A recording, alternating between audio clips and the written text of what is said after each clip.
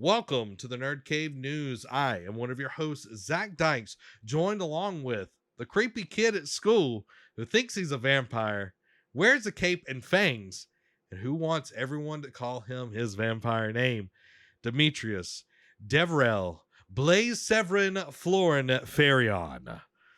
Wow, that was fancy.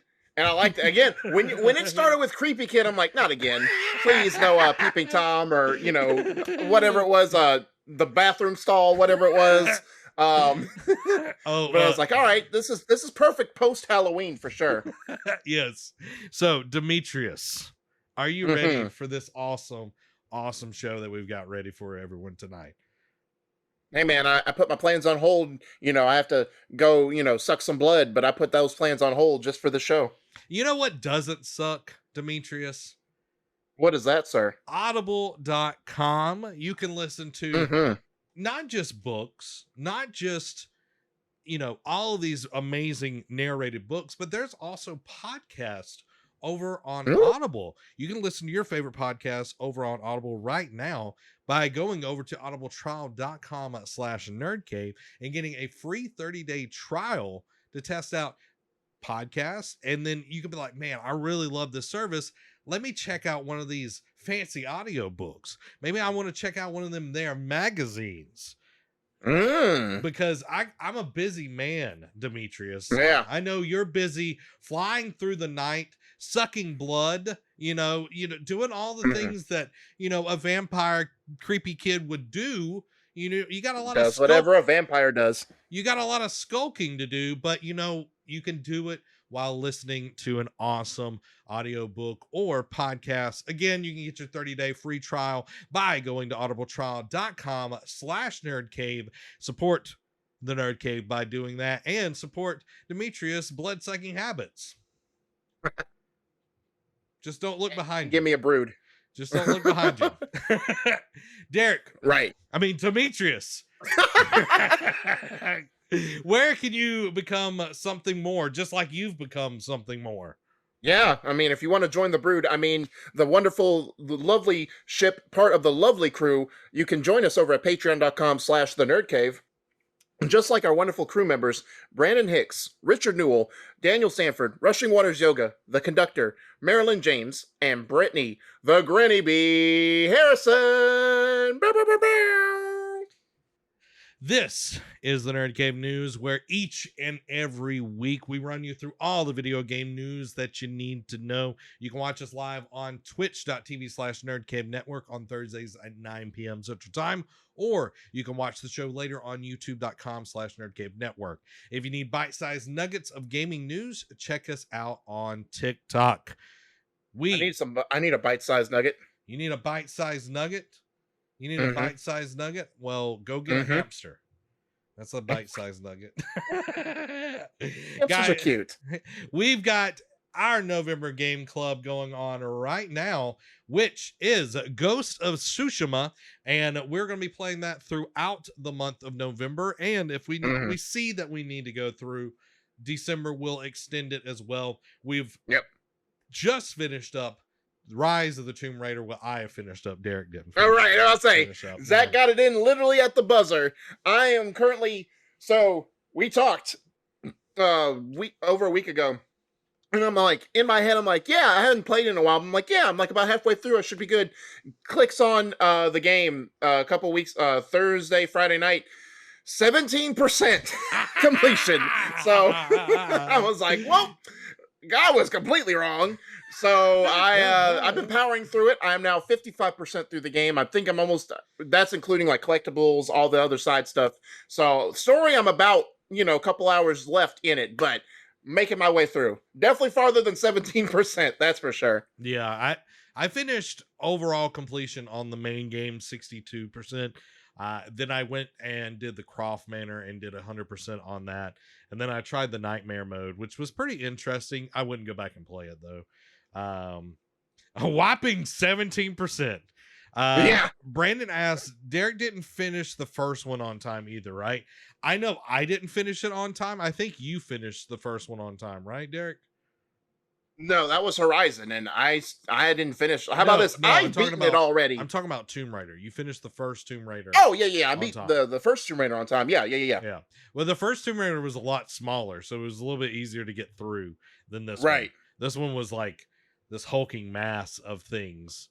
To address an earlier comment from Brandon, he's like, had to act like you weren't salty when saying my name. I mean, it left a bad taste in my mouth. Sour blood doesn't, go well with a vampire. Well, I don't know if you know this, Demetrius, but Brandon he's hosting a vampire masquerade. Amy's informing us here that Brandon is he's got a vampire masquerade. So might be, a good time to meet your fellow brethren, of the night. I don't acknowledge him. He is of the lesser breed. Oh, wow. He's like if anyone ever watched Vampire Diaries, when Stefan was eating bunnies instead of humans, that's the crew Brandon runs with. You eat bunnies. Man, bringing up Vampire Diaries. I don't know if that's worse than watching Twilight, but Look, I only watched it. He can't acknowledge his superior. No, I only watched it because I wanted to get the references for Originals, which is actually a really good show. Sure. Not to say that I didn't watch like 7 episodes of Vampire Diaries at one point in time, but Murdoch says, anyone remember the name of the vampire group in the tunnels in Oblivion? I don't know. Never played Oblivion, so. Amy says Demetrius has too many vampire duties, luring unsuspecting victims for blood sucking.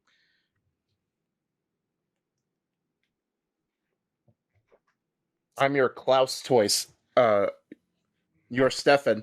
Oh wait. Oh, I'm your Klaus. I'm your Klaus. You're Stefan. I'm like, nah. Yeah. Amy's right. Derek's like on the CW bandwagon. Like he's watching Supernatural. He's watching Flash,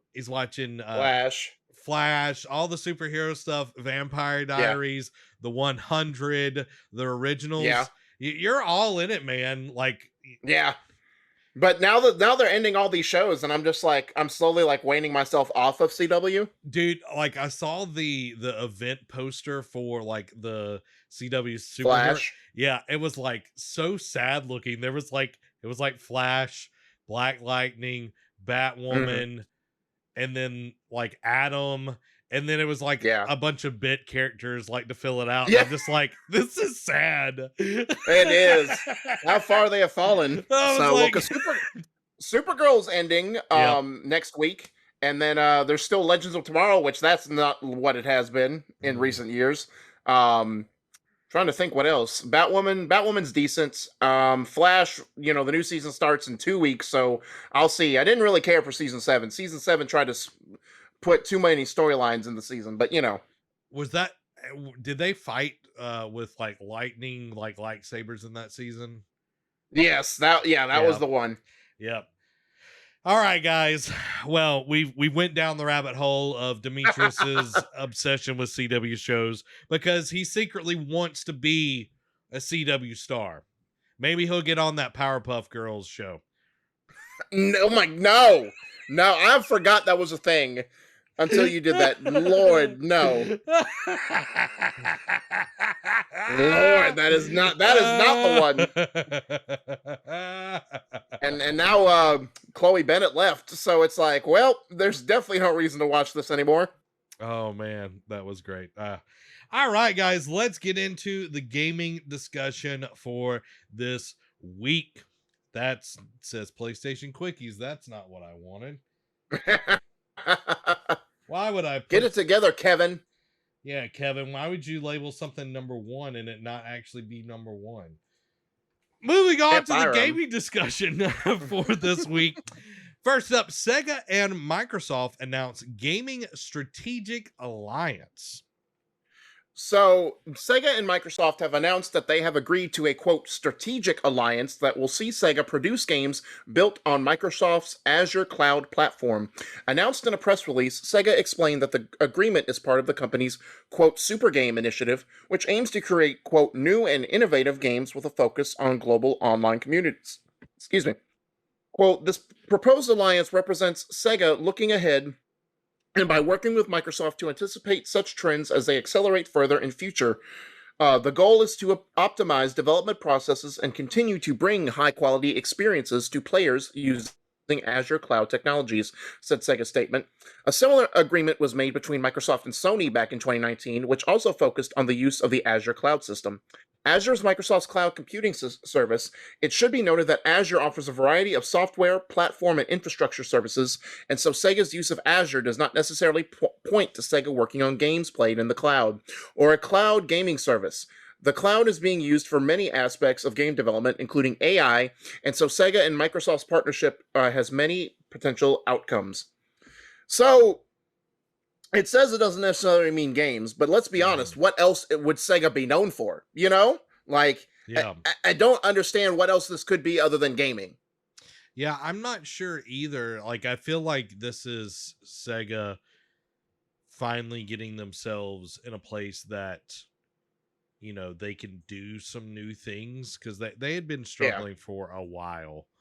Let's just be honest and everything. So now this is a way for them to get the backing of one of the bigger companies. And we had talked about it a few weeks ago about Microsoft trying to push into the Japanese market. And we had talked about one of them. You know, this might be one of the potential ways of doing it. So seeing that is now happening, you know, gives more credence to what we had talked about. So I think this is, you know, this is going to be a good thing for both of them. You know, Sega needs that structure, you know, of Microsoft without being absorbed by Microsoft, because I think they're a little bit too proud to be bought, to be honest. Yeah, well, and that's what I was thinking of too when I first saw this news statement, right? I was like, oh, could this lead to a potential acquisition down the line? Because, you know, the light rumors of Microsoft doing like another Bethesda type acquisition are out there. But, you know, thinking about it, Sega is too proud to be bought. I think now this could lead to like maybe some exclusive partnerships, you know, like how they did with, you know, how they've done with other companies in the past. But I don't think this leads to an acquisition, at least not yet.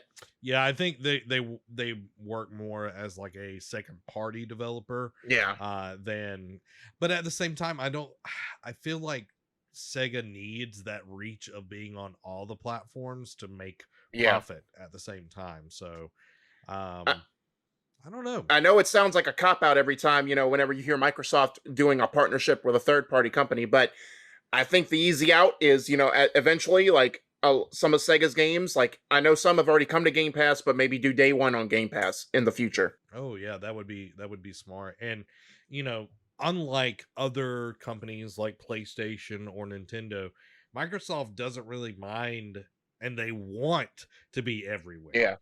You know, so it's not necessarily a bad thing for them to be all over the place, you know.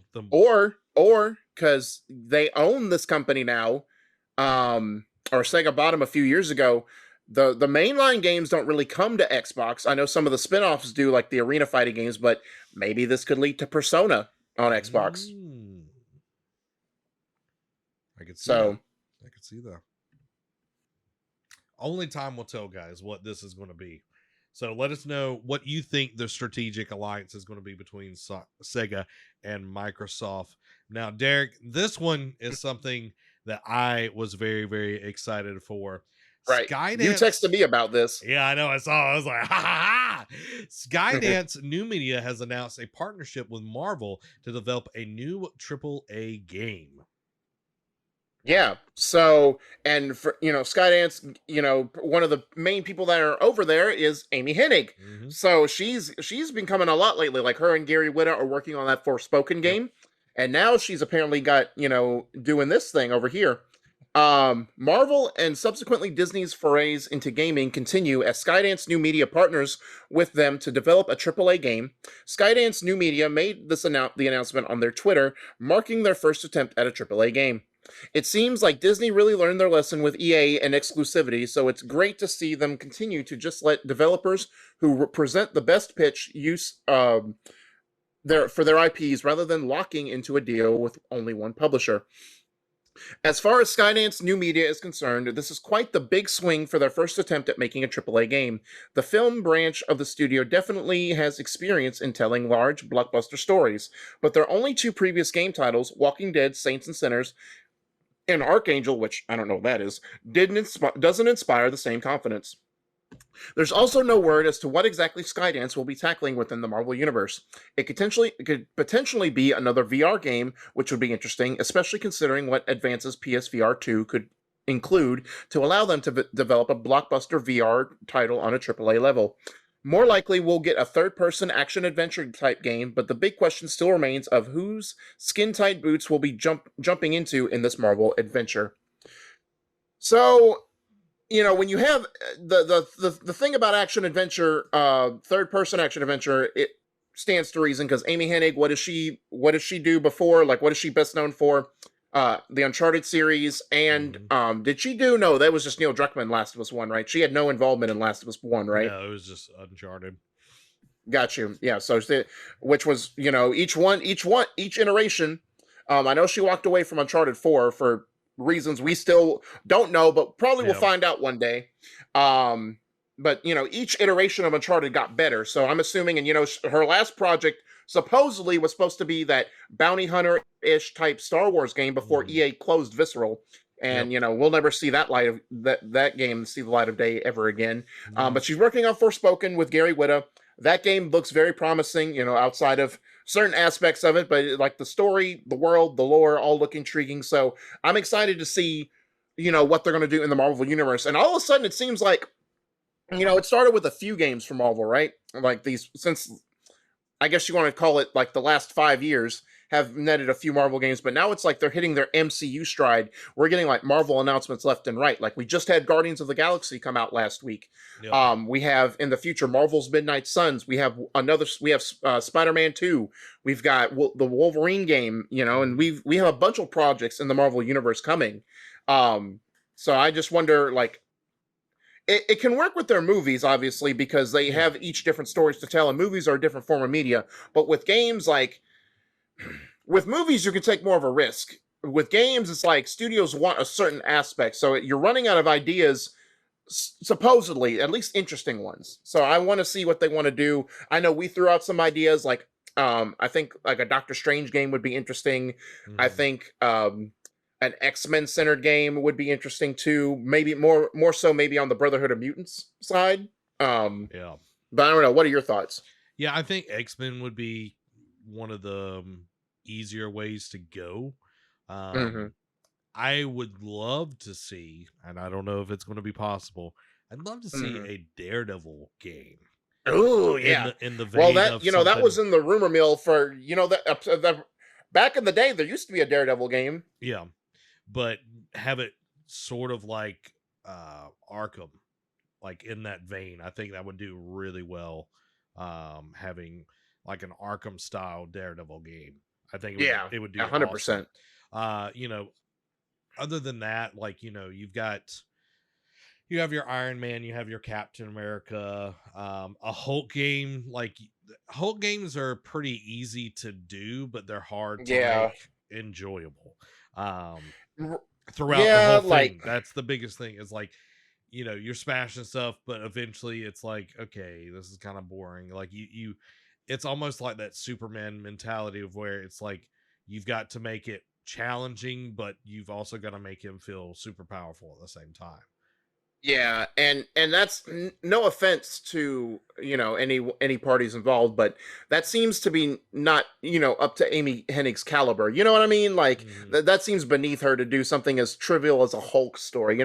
A Bruce Banner story maybe, but not something like involving the Hulk. Now, one character that we're fixing to get a movie, Oscar Isaac's going to be playing, Moon Knight, would be a really good story to tell, because Moon Knight has a bunch of different personalities. Like, he's very complex. I think that would be a really cool way to, shed light, if you will, on Moon Knight. because not a lot of people know about that character. So that would be a really cool way to see that character brought to life. And Amy Hennig, Yeah. being such a just great at storytelling, I think she could do a really good job at the helm of that. I don't think it's going to be anything like a Spider-Man game, though. Like, I think it's gonna. No. I think maybe we see. I think X-Men is kind of the go-to. Maybe Fantastic Four. Yeah. Like I feel like they're going to probably stay. Fantastic Four would be good. Or I've heard rumors of well, not rumors, but ideas of Blade. Blade, yeah. Even a Black Panther game would be good. Yeah. So, I'm not saying because there are a lot of now. options. Would you want Chris Judge to reprise the role that he did in Avengers? I thought he did a good job. Yeah, no, I haven't played it, so I don't know. But I'm like, would you want even though, got you? Oh yeah, I thought he did a really good job. Like it had the feel that I wanted for that character and everything. So I think it would do well. It's only time will tell on this one, but I'd love to hear what everyone's thoughts are. What do you want to see in there? What kind of story do you want to see from whatever character? Because there are a lot, maybe a Polka Dot Man or Turner D Century. Oh gosh, Turner D Century. I've forgotten all about that gem. Polka Dot Man's a DC character, but Turner D Century is a Marvel character, so we'll go with that one. Turner D Century. Yeah. That's going to be the next one. Moving on, new gameplay trailer for Battlefield Portal has been released, which they're stoking this one because it's close to us getting this game released and everything. Are you excited about this one, Derek? Battlefield 2042. I like the Portal aspect is definitely the best part about Battlefield for sure. For me, but I don't know. The more I read on it, the more I'm just kind of like lukewarm on it. I'm like, do I want to try it at some point? Of course. Do I want to buy it day one? No. Yeah. So let's take a look at Battlefield 2042's gameplay. This is looking at the Battlefield Portal.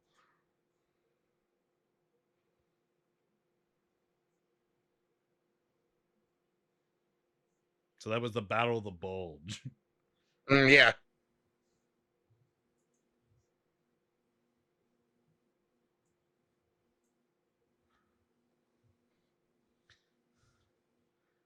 Oh, 1942 versus 2042. That would be so unfair. Right.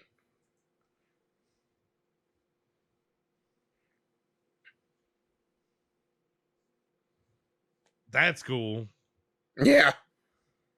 Oh, dope. That's very like Just Cause-esque. Yeah. Finish him.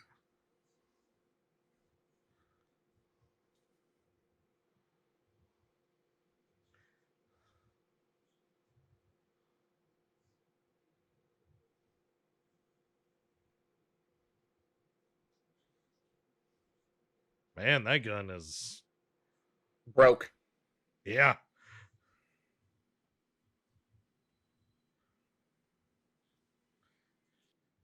All right. Looking at that, it looks cool. Like it looks cool. And yeah. I know there's like early access on EA Play through Game Pass right now. Yeah. So you can test it out and everything. Like you said, like it looks cool, but it's not like making me want to play it. Yeah, exactly. So I mean, everything about that, is very interesting, very unique, especially to Battlefield. Like, I think it was something that's needed for the franchise because they've gotten stale in recent years, especially with the story. Because they went Battlefield 4, and then they went Battlefield 1 back to World War 1, then Battlefield 5, World War 2, and then it's just like they felt lost for a while in terms of what they wanted this franchise to be. So it's great that they're finding their footing. It's just, I don't know, I think I'm past Battlefield. I think I'm past a lot of like between Battlefield and Call of Duty. I think I'm over like the first person just multiplayer shooter aspect games. Yeah, I there needs to be a shakeup, like how Call of Duty was the shakeup back in the day, or how Halo was the shakeup and everything. Yeah. It feels very. Maybe Halo will do it again. Maybe they will. Maybe they will. Murdoch says, notice they left out Battlefield 4. Yeah, you didn't see that. You kept seeing Battlefield 3 over and over. You didn't see Hardline either. No. Well, there's reasons. No one played Hardline. Let's be fair. Yeah, no one played Hardline, but I hope it does well. Like I want Battlefield to do well, but like we need some freshness. Like I'm tired of battle royales. Like the Portal is the coolest thing that they've got going on in this game. So let us know if you're getting the game day one down in the comments. But let's move over to Ubisoft's earnings calls. First up, Ubisoft plans to create its own blockchain games to enable more play to earn. So it's definitely interesting that they're taking, of course, no surprise, Ubisoft, whenever there's a new form of new platform, new tech, new whatever, they want to be the first, they want to be the early adopters. They want to be first to market. They want to have ideas thrown out there. And it's interesting in like the title of it, enable more play to earn. You know, for the longest, live service, you know, like microtransactions, your favorite word, Zach, you know, like pay to win type thing. So play to earn, it feels like they're trying to at least turn the tide in theory, but let's get into the article. Ubisoft just concluded its Q2 earnings call, a strange event where relatively okay financial numbers were overshadowed by the company being on the defensive due to delays, workplace allegations, and questions about free-to-play. But one element that seemed to make both Ubisoft and investors happy was the discussion of blockchain. Ubisoft's future blockchain ambitions were mentioned both in its earnings release and a few times during the call. As noted in its press release, Ubisoft is funding a blockchain gaming company, Animoca Brands, which advertises itself as on its website as, quote, the global leader in branded blockchain gaming. Animoca's current projects include Rev Motorsport, Rev Racing, and upcoming game Formula E High Voltage, all of which use the same token called Rev, and that's Rev with two V's, to enable players to own, quote, digital assets and collect NFT in-game items. It also has a game called The Sandbox, a virtual world full of NFTs called Sand. In addition to its funding of Animoca, Ubisoft is a founding member of the Blockchain Game Alliance and has been exploring the technology generally since its early development. CFO Frederic Duguay, or Dugo, however you... I'm butchering the last name, I apologize, specifically called blockchain a revolution on the call. It seems like everyone is getting into blockchain these days, but what does this mean for Ubisoft games? CEO Yves Guillemot confirmed during the call Ubisoft both wanted to invest in companies working with blockchain and organically create its own games, indicating later that we might see it end up in Ubisoft games down the line in some form of new monetization tactic. Never mind. Blockchain will imply more play to earn that will enable more players to actually earn content, own content, and we think it's going to grow the industry quite a lot. We've been working with lots of small companies going on blockchain, and we're starting to have a good know-how on how it can impact the industry, and we want to be one of the key players here. Blockchain NFTs and everything associated with them have been extremely controversial as they've gained mainstream attention in recent years, most notably due to their immense negative environmental impact, but also due to the red alert levels of blah, blah, blah.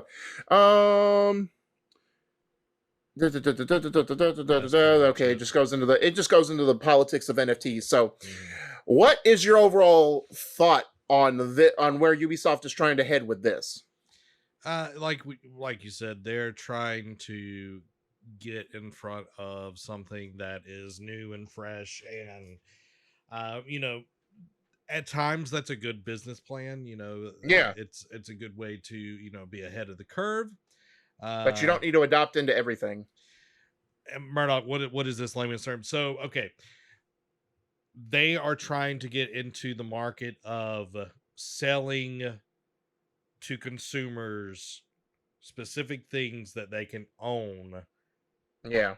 By making games that work off the blockchain. Yeah. And that there's still a lot to unpack in all of that. Yeah. But a lot of minutia. I know that the blockchain, there's a lot of money in that. There's a lot of potential money in that. And, when Bitcoin is worth, 30 plus grand for one Bitcoin, I don't know where it's sitting at right now. But, Yeah. like they're trying to get into a place where they can say, all right, you give us real money and we'll give you fake money. Or we'll give Yeah. you digital goods.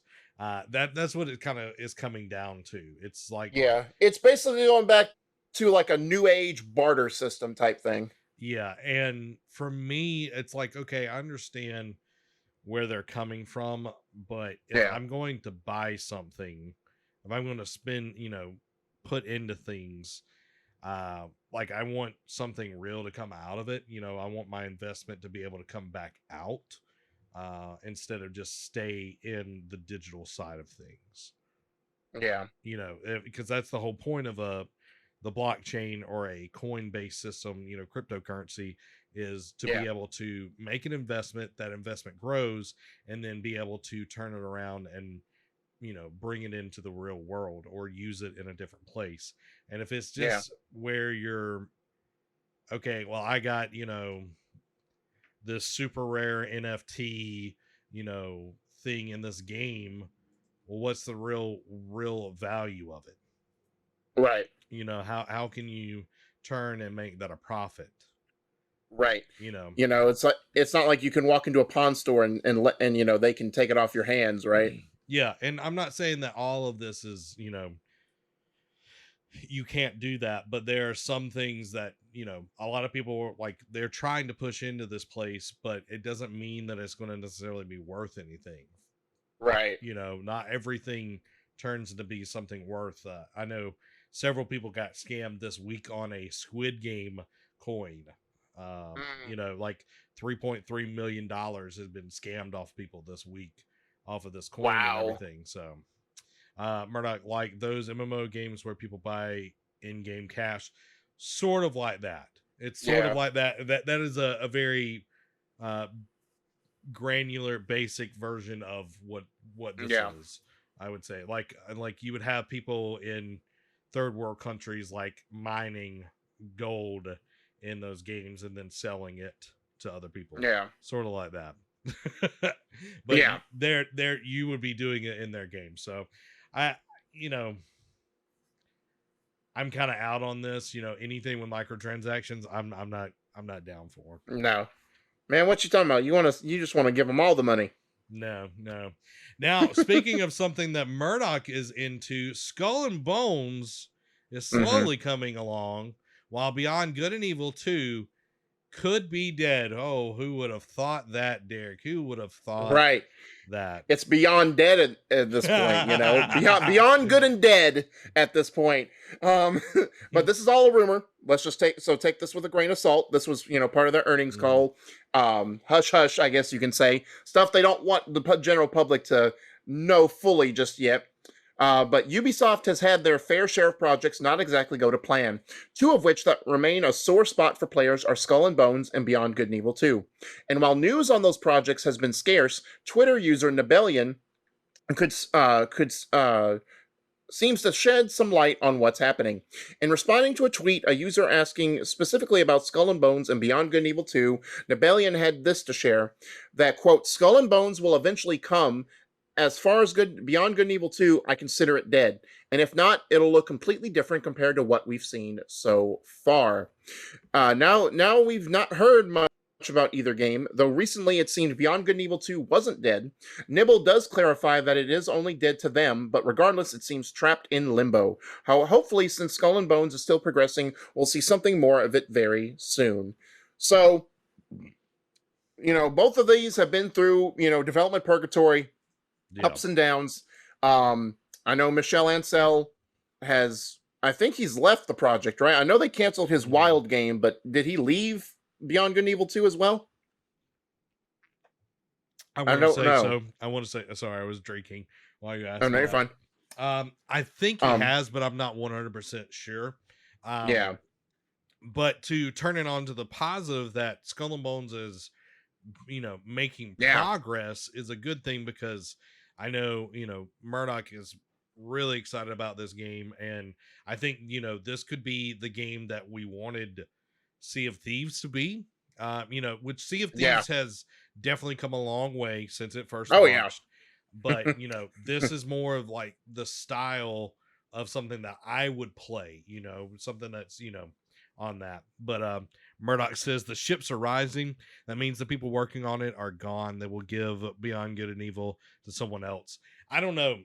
I feel like they might just bury it for a really long time and hope people forget about it. Yeah, until it'll be like, not, it's a little bit different, but they'll treat it like Splinter Cell. They'll put it away. They'll put it on the shelf for a while till they can find a great idea to bring it, or a reason to bring it out of hibernation, type of thing. See, Splinter But Cell yeah, did nothing wrong to them.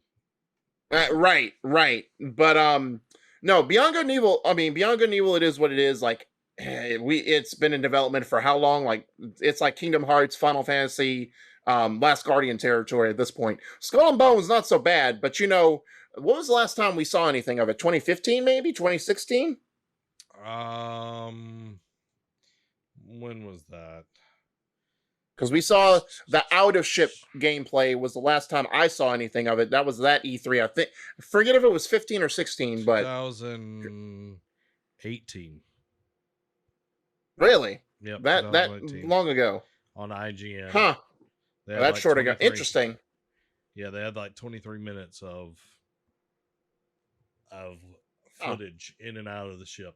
So interesting. Okay. Yeah. So I it's shorter than I thought it was, but good for them. That's how you do it. You keep your head down, and when you're ready to show something, it's ready. Yeah. It's ready. Which we've got some more Ubisoft news. Ubisoft confirms Assassin's Creed Infinity will not be free to play. And then, of course, down there's a side note. They did say that Valhalla has been named as Ubisoft's second largest profit generating game ever. Impressive. But back to Infinity, because we talked about this.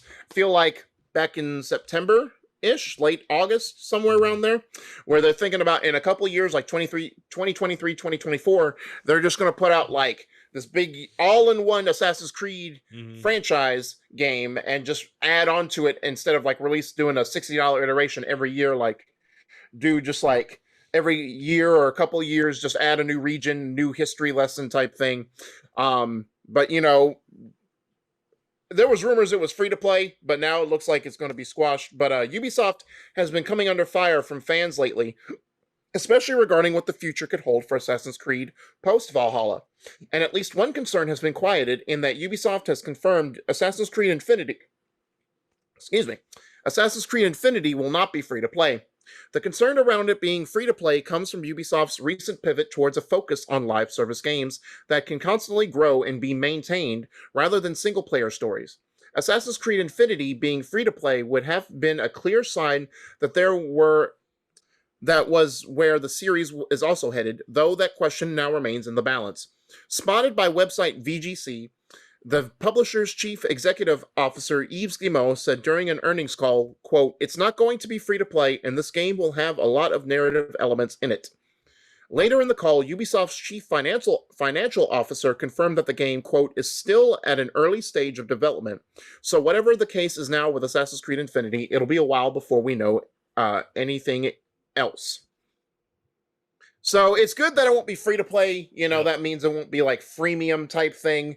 But now I wonder, like, what? The only thing I question is, all right, you'll pay for it, at launch.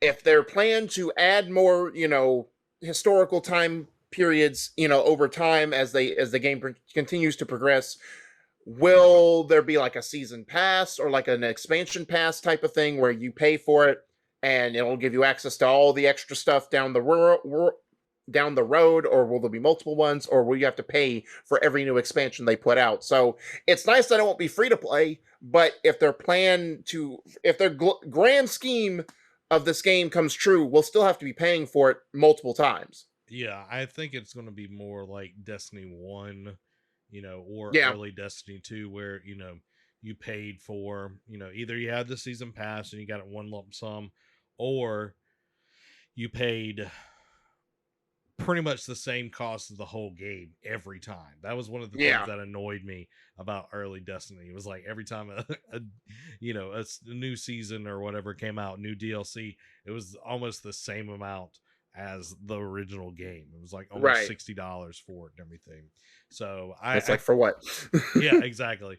So I think that might be where we're going, and you might get some free DLCs that expand on the character that you're playing currently, like that kind of fills out, and then you get a whole new region or whatever. Like I know that they've been doing really good about, Valhalla's DLC. Odyssey had a bunch of DLC as well. So, I think that they've kind of already established that they're willing to support their games in the long term, and I think that was probably a trial run up to Infinity, which it sounds like we're early on in this. So we got Valhalla last year, right? It was 2020, right? Yep. Came out with the launch of the new systems. So it sounds like we're going to be, 2023 probably when this comes out. Yeah, I say that was the early reports when we first talked about it, was 2023, 2024 at the earliest we see this game. Yeah, so like they've got a lot of time to work it out, massage it, figure out, where this is going to go, because a lot of times like, oh, we got a roadmap, and then it never comes to fruition. It's like, okay, have it developed, like what you launch has to be able to sustain people for a very long time. It's got to be the size of a regular Assassin's Creed game on launch. Like, that's how it has to work. And then you have in place where you do have a roadmap. Where is this thing going to go? Well, you're not just throwing stuff and seeing if it sticks. So I think they've learned a lot of that over the last few years, with their games and trying to do games of service, and especially with Breakpoint, which we'll talk about in the quick hits later on and everything. So so I'm glad that it's not free to play. I'm glad that gives me a lot more hope on that. Yeah, that it won't be bare bones and you have to pay for the rest of the game. Exactly. But Derek, we're not done with Ubisoft. We got some Ubisoft Quickies, which I'm going to let you take off. Yeah, so I wrote them as 2, but technically after typing them out, it could just been one like little side note type of thing. But in the earnings call, we did get a few delays. The Prince of Persia: Sands of Time remake and Tom Clancy's The Division Heartland have been delayed out of the company's fiscal year for this year, which ends in March 30th or March 31st, 2022. Instead, now they will come out in their next fiscal year, which will be anywhere from April 1st, 2022 to March 31st, 2023. The Division Heartland, we haven't seen anything. Like it got announced back in August, maybe even July, but it wasn't that long ago, and we have not seen anything on it. I know it was probably slated for next year anyway, but we haven't seen anything, so I'm not that heartbroken of it. Prince of Persia, as we both stated, take your time, because that first iteration was not it. Oh, yeah, that Prince of Persia was rough. And they were like, yeah, we're going to release it this year. It's like, are you sure about that? you really? y'all sure about that? You sure about that, dog? Now, Heartland, didn't they show a Division thing like in the last like month? It was something. No, that was it was a different time. It was a Tom Clancy game, but it was something else. Like it was it Ghost Recon? Oh yeah, it was Ghost Recon. Yeah, that's what it was. Yeah. So it was something. It was in the Tom Clancy universe, but it wasn't Division. Yeah, it was like some. Yeah, it was in. X Defiant. Yeah, man, it was a new IP. I don't think it was Ghost Recon. I think it was a new thing. Just Tom Clancy's X Defiant. Yeah, it looked rough. So yeah. So that's gonna do it for Ubisoft. Let's move into another big company out there.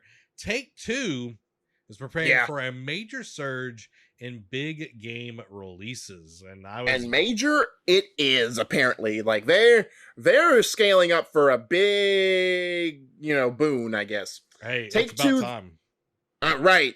Well, I'm about to say they've been resting on their laurels. I mean, granted, it's been it's not without anyway, words fail me. Take-Two, the parent company behind Rockstar, 2K, and Private Division, appears to be cooking up something big.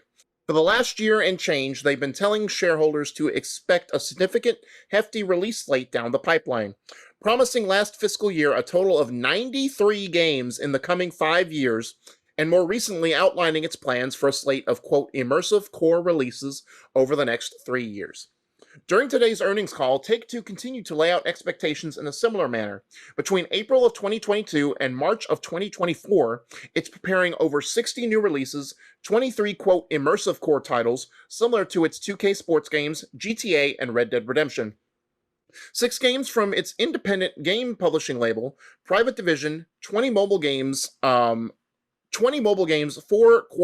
mid-core games that are either arcade titles like WWE Battlegrounds or just generally smaller in scope than, say, GTA, and 9 games that are either ports or remasters. That's a significant uptick from what Take-Two has produced in the past, specifically in the immersive core department. In recent years, Take-Two has largely produced a few big games per year, mostly annual 2K releases, and then sporadically a GTA or Red Dead. On average, to get to 23 in that time frame, it would need to produce 7 to 8 big blockbuster games each year of that period. That's a lot of GTAs. We can see the very beginnings of this in Take-Two's current upcoming slate, which had NBA 2K22 out in September, WWE 2K22 set for March, and Tiny Tina's Wonderlands also in March. Looking into next year, we know about Midnight Suns, which just got delayed into the second half of 2022, and Kerbal Space Program 2 planned for fiscal year 2023, which Take-Two is counting as immersive core despite being under the Private Division label. It's also a fairly safe bet to expect the company to keep bringing out NBA 2K and WWE 2K games on a fairly regular basis. And there's an NFL game in the works that's been delayed past March of 2022, though that may fall under the arcade banner. A lot of Take-Two's investor slide presentation shows how they're preparing for this cascade. On a slide showing new hire numbers by fiscal year, Take-Two shows that from 2012 to 2017, it was only hiring a few hundred people per year. But in 2017, it jumped to hiring around 700 people, and in 2019 and 2020, it hired a similar amount. Today's earnings report included the detail that Take-Two brought in 350 new developers in this quarter alone, not including more senior hires, and in a conversation with IGN, CEO Strauss Zelnick said Take-Two has now somewhere around 7,200 employees strong worldwide.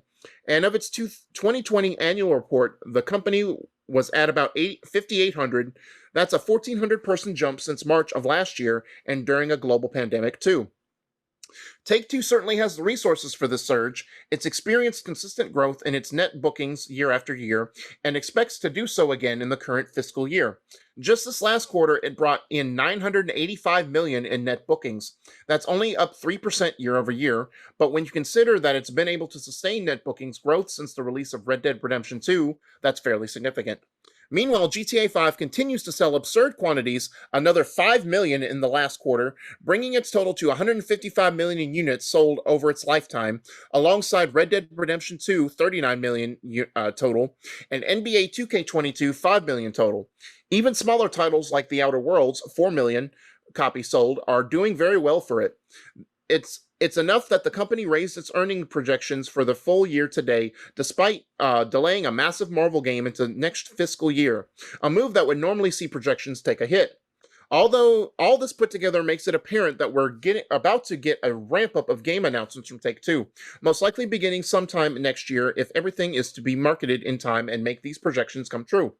While plenty of those big releases are likely to be 2K sports titles and possibly more adventurous new ideas like Midnight Suns and Tiny Tina's Wonderlands, rumors continue to swirl about GTA 6, a game that would certainly fit in with the, quote, immersive core description.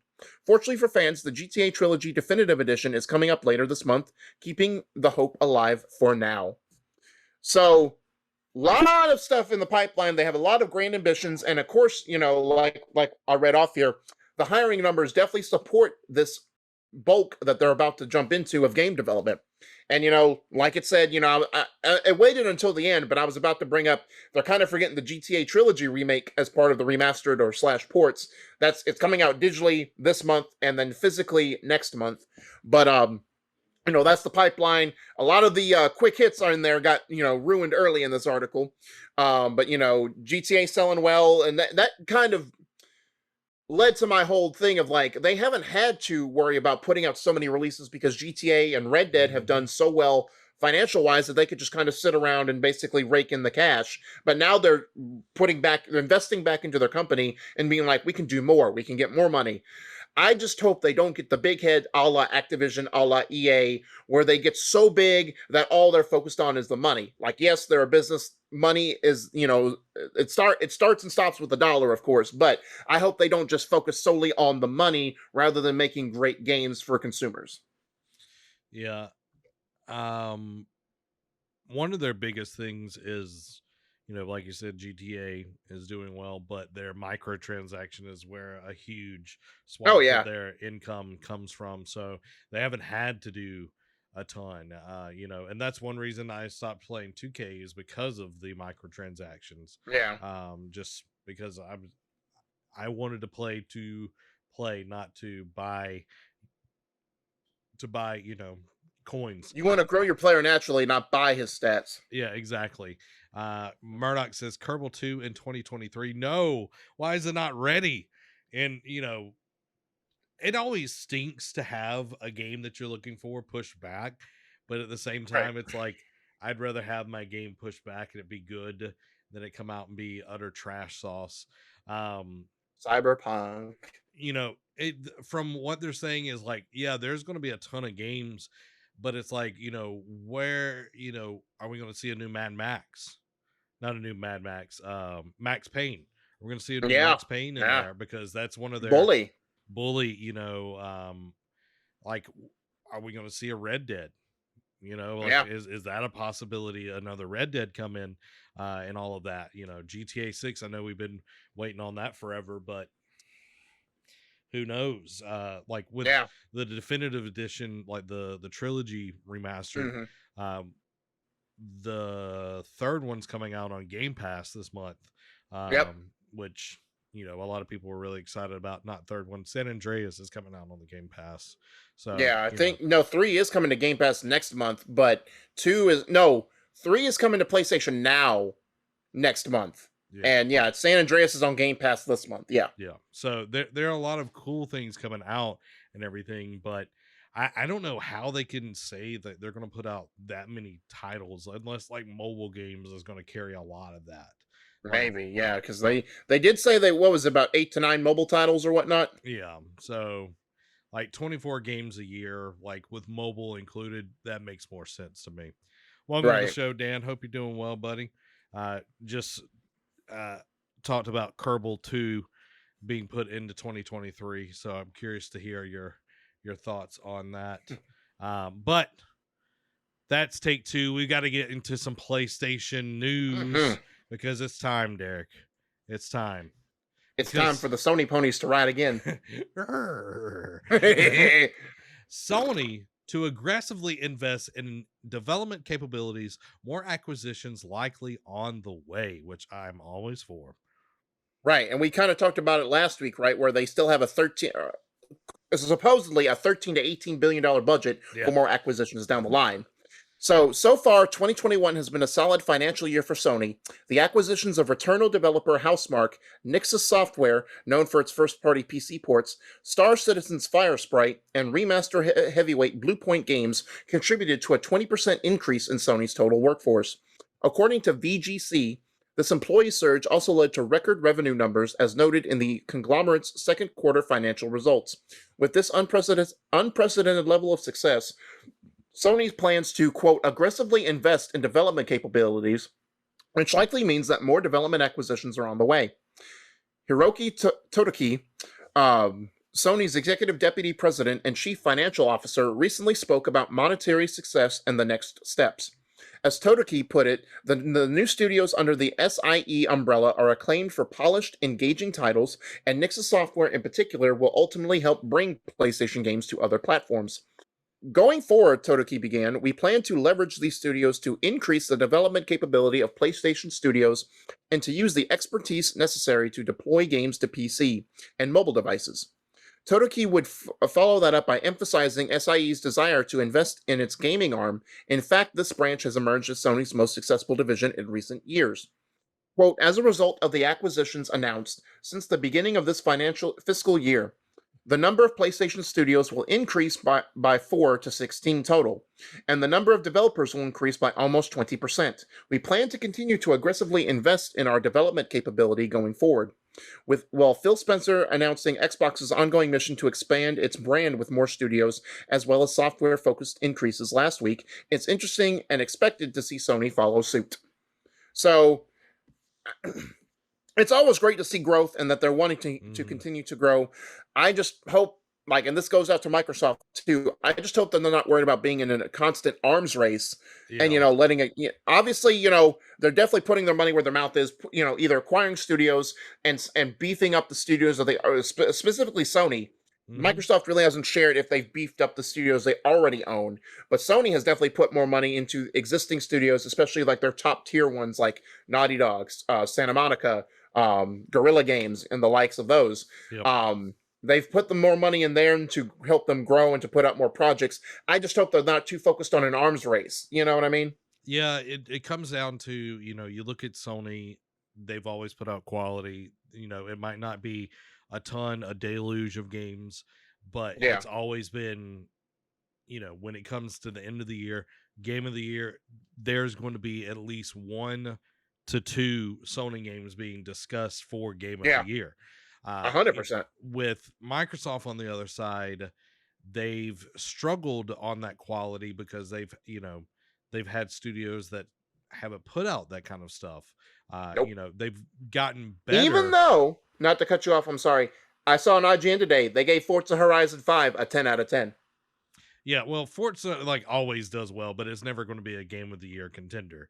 Right. It's more of a, not knocking anyone that's worked on it. They're always great. They're always gorgeous. They always play well. But, when you talk about game of the year, there's a story behind it. There's something that drives you to play the game other than a car. But, with PlayStation, they have those narratives that suck you in, the gorgeous visuals and everything. Everything plays together.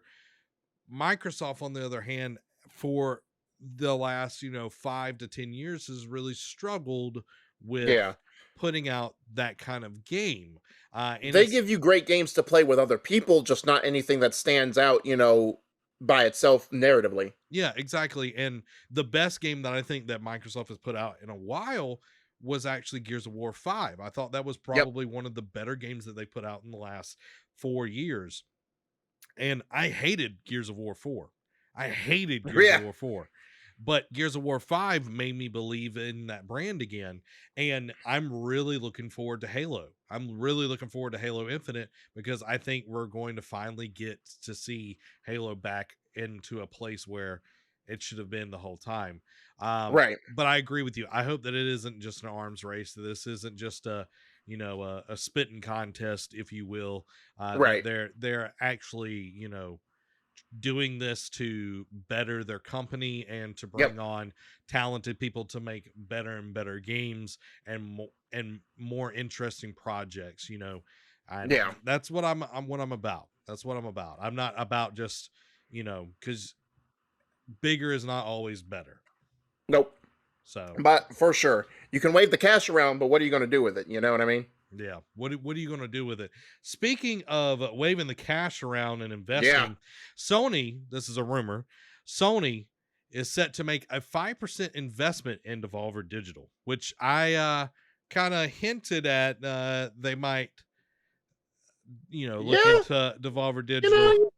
I vaguely remember you throwing that out there. No, you're right. You did throw that out there. Sure. I don't know. I might have some inside knowledge. I don't know. Right. Even though they hate you and don't send you a PS5 when you have money. Exactly. What are you doing? Where's Shihei? According to a report on GamesIndustry.biz, Sony Interactive Entertainment is poised to make a 5% investment in publisher Devolver Digital. The company is currently trading on the London Stock Exchange's submarket AIM in wake of a flotation valuing Devolver Digital at nearly $1 billion. Fieldfisher, the law firm that is advising the publisher, confirmed that it had received a, quote, significant strategy investment from a key industry player. An official announcement regarding the investor has yet to be made by Sony or Devolver Digital. Devolver Digital is best known for distributing a variety of indie games and has been active since its formation in 2009. Blah, blah, blah, blah, blah. Let's see. Said Douglas Morin, CEO of Devolver Digital, quote, an IPO is the right choice for us to ensure our continued growth and support even more wonderful games. Most importantly, it will allow us to retain our culture. Being a public company gives liquidity to our amazing team, all of whom are shareholders. It also gives us access to capital markets to continue investing in our growth strategy and talent. And when I first saw this morning, when I was, posting the daily stuff, it makes sense because while they've never had a partnership per se with Sony, they've always had a lot of their games shown at either like Sony's events, like either like an indie game, smaller games, or just something out there and wacky that may not be for everyone, but it's something. So this investment, I wonder if it'll lead to an eventual acquisition or just like an exclusive partnership. But it's nice to see Sony back this horse. Yeah, I think Sony, like we've seen Sony go a little bit away from the indie side of things because PlayStation 4 was known to be the indie station and all of that. But I think this is a way for them to reinvest in that community that really helped keep PlayStation 4 afloat, because for a while PlayStation 4, just like the Xbox, didn't really have any first party games, didn't really have anything 100% coming out, but the indies really helped keep it afloat and keep it going. I think for Devolver Digital, they're trying to grow, but they're not wanting to be bought out, and that's clearly like what they're talking about here. They want to keep the culture of their company, that their amazing team, that they're also shareholders, and they're just trying to find a way to get capital and make plays in the market, but be able to stay an entity in and of itself. So I think PlayStation, just like it's invested in other companies over the years, that it is going to invest in something that they see has actually made money and everything. So I think Devolver is very different than a normal PlayStation entity, for sure. They've got a very peculiar peculiar sense of things, as stemmed by some of their E3 presentations. But I think with that, they have a love and passion for that side of things, and that speaks to to the market that they service mostly. So I think if Sony is the one that did this, that's an awesome thing. But it doesn't, like I said, this is a rumor. It might be somebody else. Yeah. What if it's Microsoft? It could be Nintendo. Oh, that'd be good, because Nintendo, because Sony doesn't really, while they've shown a lot of their, Devolver's indie games over the years, Nintendo in recent history has tended to shown at least 1 to 2 of their indie games during their Nindy presentations. Yep. It makes a little bit more sense on that end, but, we don't know yet. We'll hopefully, once all of that goes through, that will become public knowledge and everything. So only time will tell who actually invested that 5%. And if they're valued at 1 million? No, it was a billion. A billion. So 5% of that, let's do some math. How many is, okay, it's my calculator's not letting me put any more zeros, dear. I know. Calculator. There we go. So, I got it. Okay, times 0.5. That's 500 million, something like that. Yeah, because it's a 10% of a billion is 100 million. So half of that would be 50 million. It's a lot of money, guys. Exactly. We're not here to talk percentages of money. We're here to report on the neither of us went to school for mathematics, that's for sure. I count to 4. Sometimes 8. Sometimes 8, sometimes 6, but nothing like that. All right. Well, let's move on to our next bit of Sony news. Returnal's new Suspend feature has seemingly opened up a save scumming loophole. That sounds delicious, Derek. Right, exactly. Just like the bottom of the barrel there. The scum bucket. Housemarque's latest tentpole title, Returnal, since launch has been frustrating players with its strict roguelike rules, like not being able to close your game without losing your run, until they recently added a suspend cycle feature, which is now being exploited for players to save scum to save their way through the game. The way to do it is by first suspending out of your current run, then uploading your save file of the game to the cloud before continuing. If you die on that run, you can just re-download your save from the cloud to continue where you had left off rather than start all over again. It's certainly not how Housemarque intended players experience the game, considering how long it took for them to implement a suspend feature at all. And it's likely that this is one of the core reasons why they were so hesitant. It is definitely a win for players, though, as the game is now made far more accessible to those who have found the stringent roguelike rules off-putting, as games journalist Joseph Yaden attests to, who also pointed out the save scum method in the first place. He goes on to quote, I've got to say, this method is single-handedly getting me through Returnal. I know people are mad that I'm not playing it, quote, the right way, but I don't have time to continuously die and restart over and over. I'm now enjoying it because of this, and I think that's a positive thing.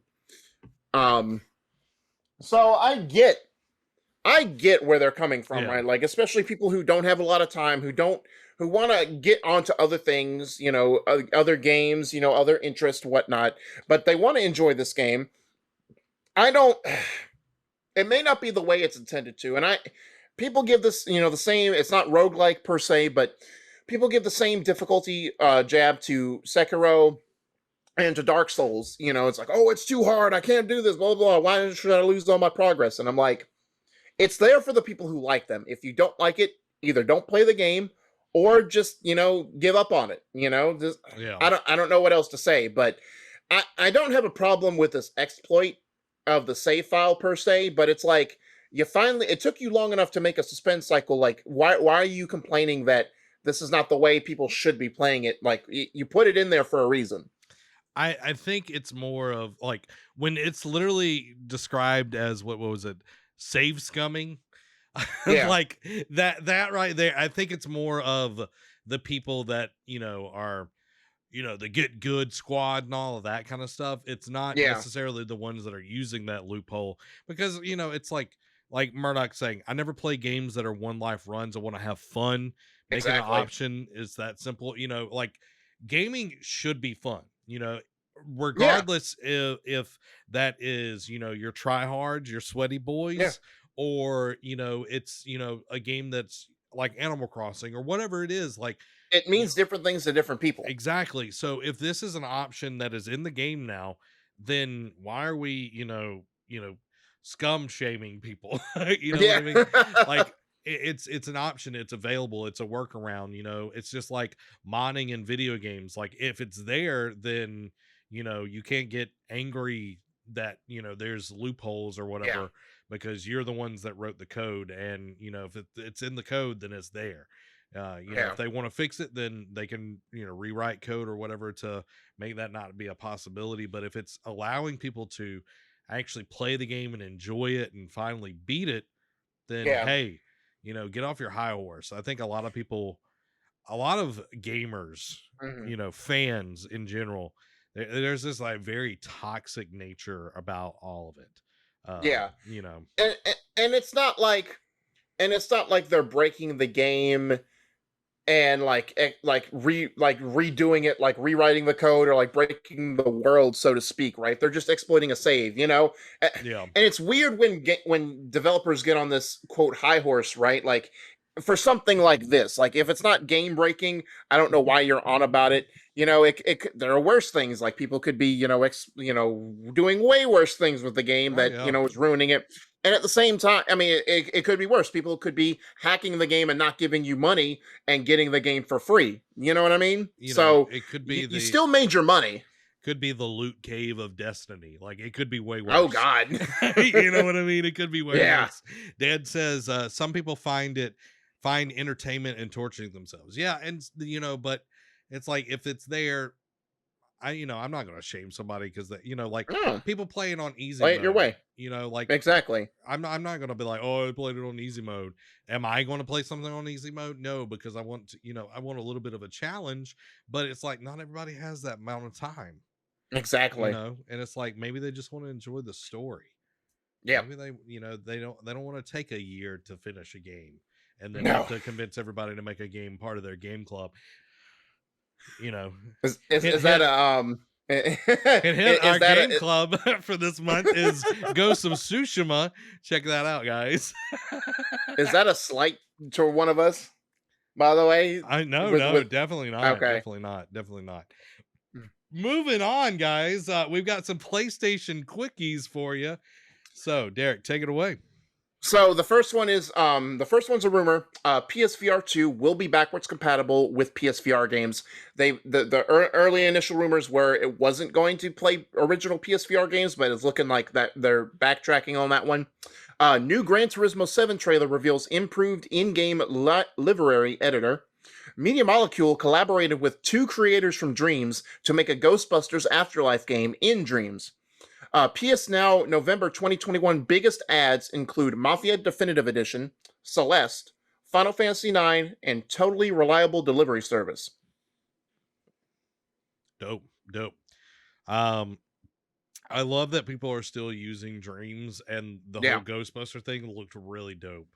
Like I was like that's cool that people are, able to do something like that. Right. The actors didn't look like they wanted to be there when they did the video of them like watching it, but the idea is really cool. Well, that was more of a PR thing. Yeah. Oh yeah. I mean, obviously. Murdoch says I'm playing Avengers on normal, but I'm considering moving to easy to the Hulk. The Hulk is very different on, like we were talking about the Hulk earlier, when we were talking about Amy Hennig's game. In that game, you've got to level up the Hulk so he can survive. Because they make it where he's not a bullet sponge. He's a fragile glass-legged boy. Definitely. He's like Greg Oden. Oh gosh. Wow, that's a name I hadn't heard in a while, but yeah. Oh yeah. So Murdoch, reliable delivery. We're training FedEx now. Yep. We got pressure washer simulator, reliable delivery service. I think I have a code for that one. It's one of the delivery games that came out, like a few of them came out around the same time. And everything. So, but the show is not done yet, Derek. I hope Dimitri has been training, that vampire speed has prepared your body for what is about to happen. Are you ready, Dimitri? Oh yeah, I got in my blood stash. I got my secret supply of blood stash just for the quick hits. So that way I'm hyped up on. So hyped up on that O positive, right? Right, that O positive, exactly. So to start off, Capcom won't release a major new game until after March 31st, 2022. Following that, Resident Evil Village to receive free DLC sometime in the future. Call of Duty Warzone Pacific Caldera map was revealed and is coming December 2nd. The next one's a rumor that Call of Duty Modern Warfare 2 will feature a morality system for its campaign.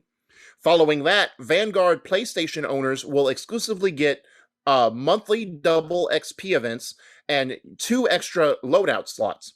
Following that, Vanguard Zombies experience won't feature main, quote, Dark Aether quest at launch. Next, Bloodstained Ritual of the Night developer adding playable character in the next update not from the world of Bloodstained. Following that, Ark Survival Evolved might be getting a native PS5 version. Knockout City is out now for PS5 and Series X and S, and if you have, I just did it last night, the upgrade, if you have it for PS4 or Xbox One, is free. Vicarious Visions will lose its name and merge with Blizzard Entertainment. Weird West coming to PS5, PS4, Series X and S, Xbox One, and PC on January 11th. Final Fantasy V Pixel Remaster coming to Steam and mobile devices on November 10th. Grand Theft Auto San Andreas in development for Oculus Quest 2. Following that, rumor GTA 6 development not going smoothly and was rebooted back in 2019. Following that, as we stated in the Take-Two article, GTA 5 has sold more than 5 million copies last quarter, bringing its overall sales totals to 155 million copies, which again I say, who has not bought that game already? Halo Infinite's 343 Studios used Halo 3 character and enemy designs for inspiration. Project Cambria will be Oculus's next VR headset. Following that, Oculus Quest to phase out Facebook account requirement. Cyberpunk 2077 updates, improvements, and free DLC has been pushed to 2022. Pragmata is making steady progress, confirms Capcom. Skyrim Anniversary Edition will include all previously released Creation Club creations. Krafton, the company behind PUBG, acquires Subnautica developer Unknown Worlds Entertainment. Nintendo reportedly closes California and Toronto offices. PAX South has been canceled for the foreseeable future. Excuse me. Nintendo confirms Animal Crossing New Horizons Happy Home Paradise will be its last paid DLC. We talked about it last week that the 2.0 update will be its last update for the game, so it seems like tomorrow the game is done. They're just done supporting the game. Red Dead Redemption Remaster supposedly in development. New job listings from id Software is looking for people to work on, quote, long-running iconic action FPS. Little Nightmares, the first one, rated for PS5 and Series X and S by PEGI, which is the European rating system. Tetris the Grandmaster console ports are reportedly on the way. Ghost Recon Breakpoint will have a free trial from now until November 7th. Some Avengers news. Marvel's Avengers has removed paid XP boosts following massive backlash from fans.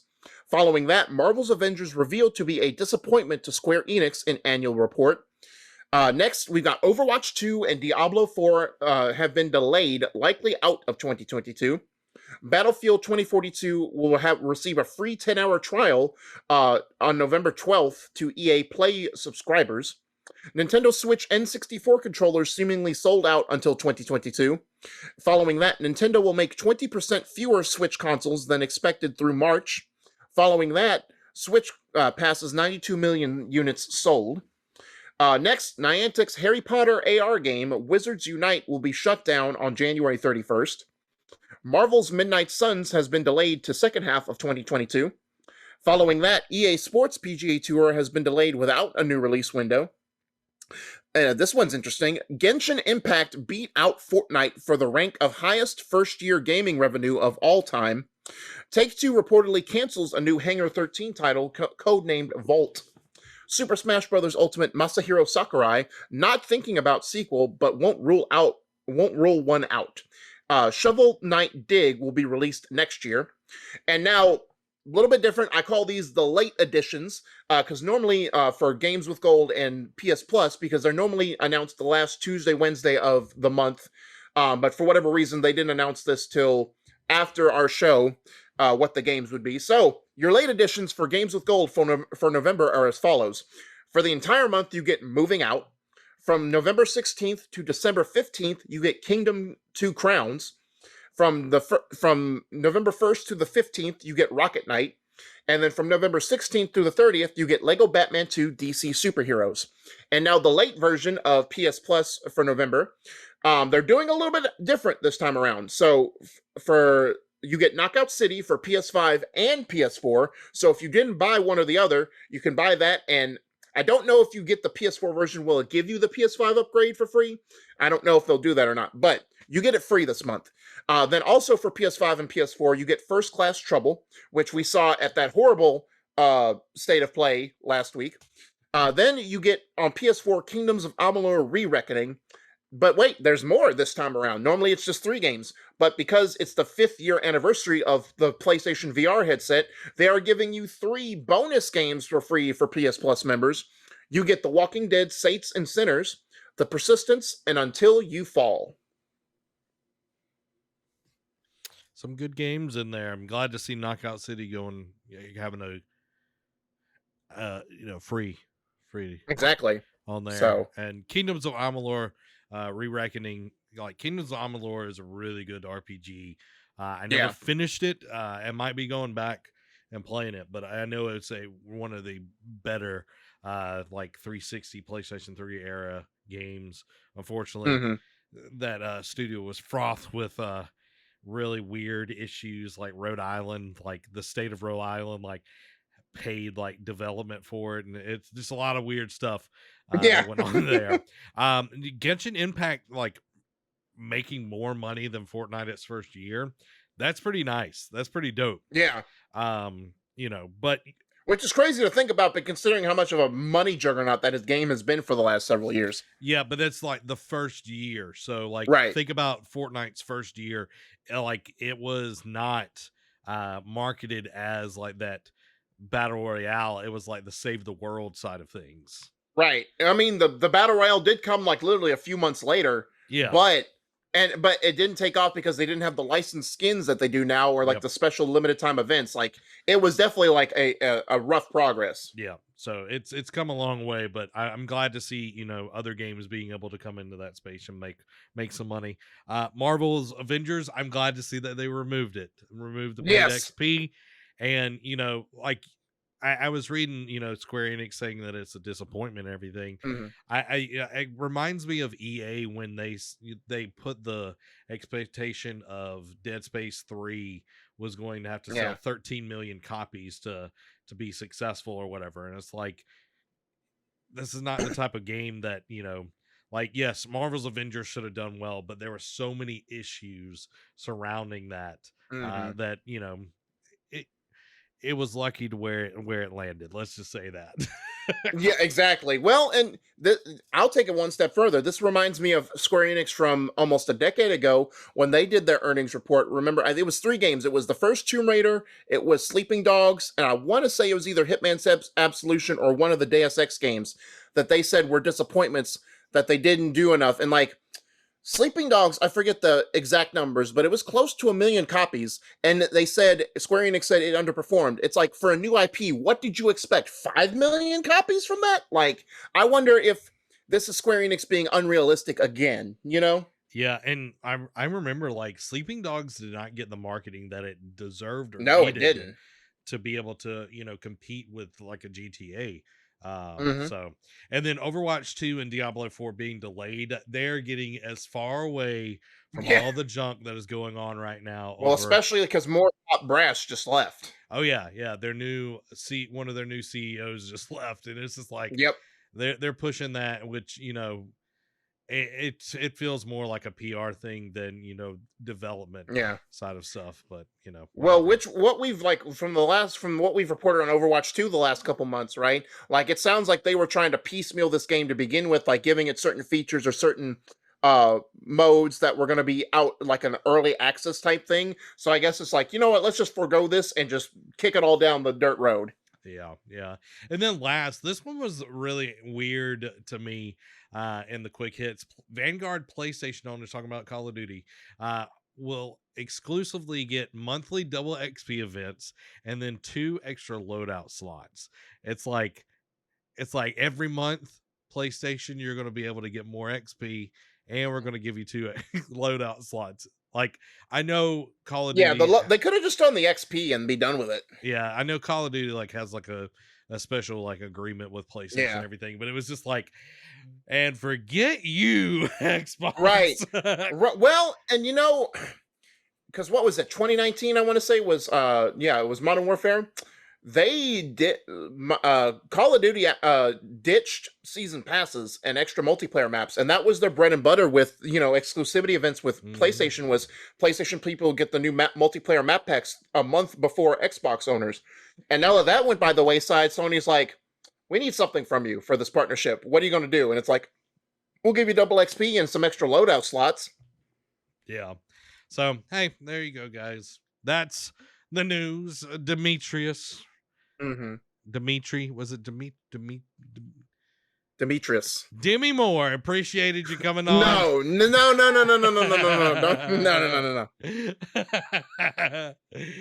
Enjoyed it, guys. We hope that you enjoyed the episode.